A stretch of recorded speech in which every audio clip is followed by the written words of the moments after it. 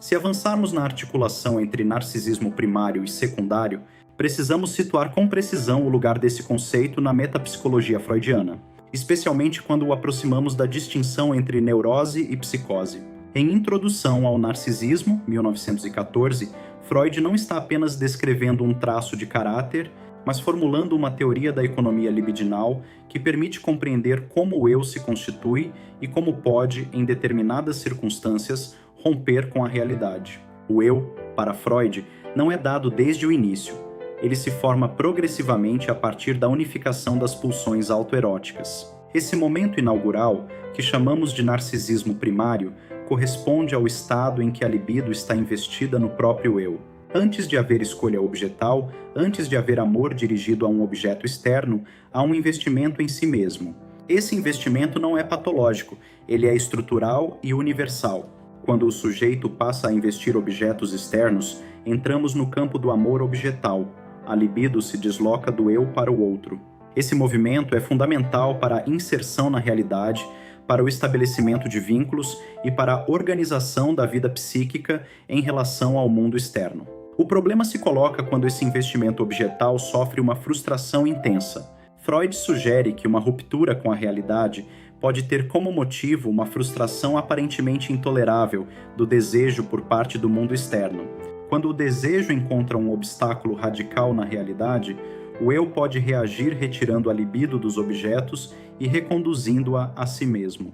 É esse movimento que caracteriza o narcisismo secundário. No texto Neurose e Psicose, 1924, Freud distingue claramente esses destinos. Na psicose, há um arrancamento do eu em relação à realidade. Em um primeiro momento, o eu se afasta do mundo externo. Em um segundo momento, tenta reconstruir essa relação, mas o faz a partir de uma reorganização interna que frequentemente assume a forma de delírio. O delírio não é simples erro de julgamento, ele é uma tentativa de restauração da realidade, ainda que à custa do próprio eu. Tanto Freud quanto Taussig encontram na fixação e no retorno da libido ao estágio narcisista a explicação para muitos fenômenos psicóticos.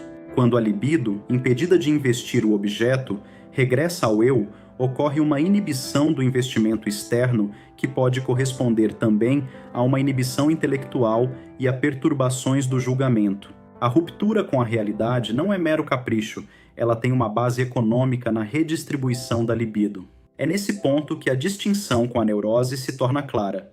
Na neurose, mesmo havendo conflito, o investimento objetal se mantém. O sujeito continua vinculado aos objetos, ainda que de forma sintomática e conflituosa.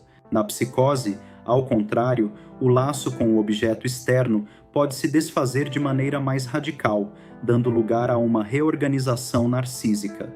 Quando falamos em narcisismo em sentido mais amplo, evocamos inevitavelmente o mito de Narciso. A figura mítica do jovem que se apaixona por sua própria imagem ilustra de forma simbólica o amor voltado para si mesmo.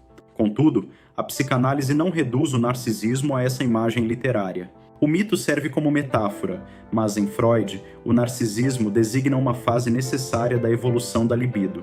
Dizer que o narcisismo é necessário significa reconhecer que todo sujeito passa por esse momento em que o próprio corpo e o próprio eu são tratados como objeto de amor.